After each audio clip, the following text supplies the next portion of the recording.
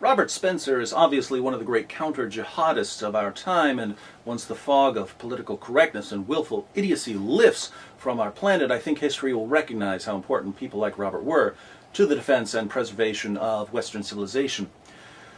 However, being a warrior for freedom and human rights doesn't mean you're exempt from criticism, and Robert happily acknowledges this, which is why he puts his claims on the table for discussion and debate. I agree with almost everything Robert says about Muhammad and the Quran, but there are exceptions, in this case, a very important exception.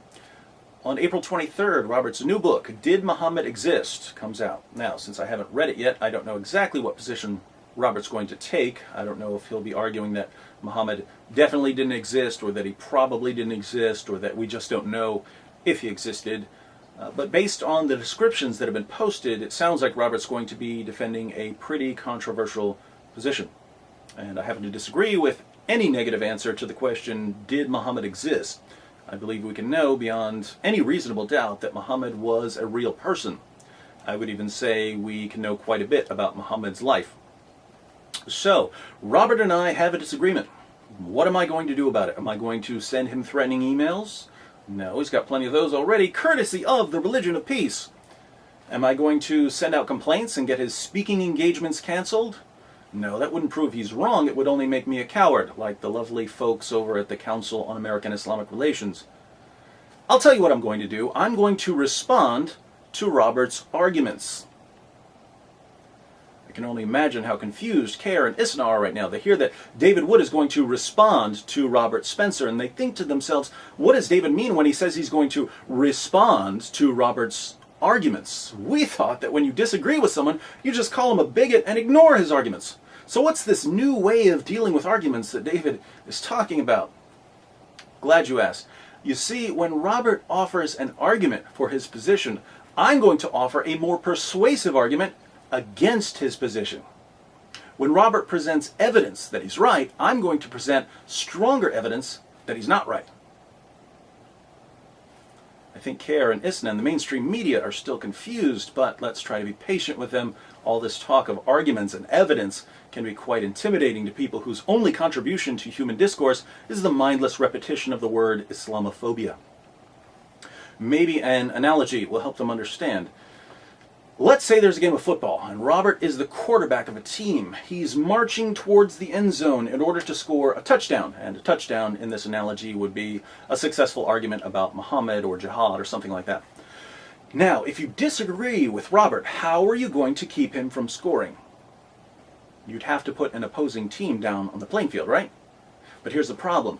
You see, Muslim organizations like Kerr and Isna and news organizations like CNN and the New York Times, they're not like an opposing team down on the playing field, standing in Robert's way. They're more like cheerleaders jumping up and down on the sideline, revving up the crowd against Robert's team.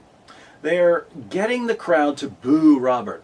Meanwhile, Robert's scoring touchdown after touchdown after touchdown, and Sharia's cheerleaders are prancing around in miniskirts, shaking their pom-poms, yelling, "Boo! Down with Robert! Boo! Down with people who believe in freedom of speech! Down with anyone who supports women's rights! Boo!" They're not stopping Robert at all. They're not even slowing him down. They're just trying to get people to hate his team and to avoid looking at the scoreboard, which reads 483-0.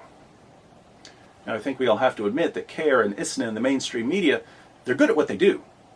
They're good cheerleaders. They're the Dallas Cowgirls of Islamic supremacism. They've managed to keep millions of people in a shatterproof bubble of total ignorance. That's quality cheerleading. But when someone like Robert comes along challenging them to a serious game of evidence and reason, all they can do is form a human pyramid made entirely of sniveling crybabies.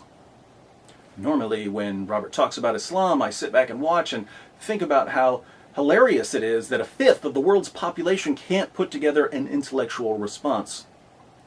But I can't sit back and watch now because we're in one of those rare situations where I'm on the same side of an issue with Muslims. And if I don't say something, people are going to see Robert once again offering arguments and evidence while his critics throw themselves yet another poor me pity party. On April 23rd, Muhammad's existence comes under fire. And if Muslims won't bring a team to the playing field, I will. Islam needs a hero. I'll be that hero. So for all you Muslims who've been waiting for someone to stand up to big bad Robert Spencer, your champion has arrived.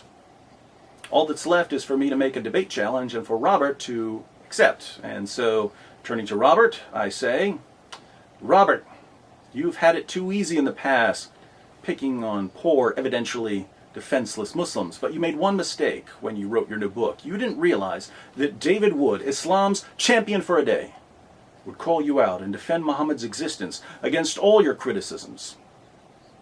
Later this month, you and I are going to be in the same city. I already talked to ABN, and they've agreed to host a little debate on whether Muhammad was a real person. So, if you doubt Muhammad's existence, if you think the evidence is on your side, if you really believe that your arguments can stand up to brutal cross-examination, here's my gauntlet. And here's me throwing it down.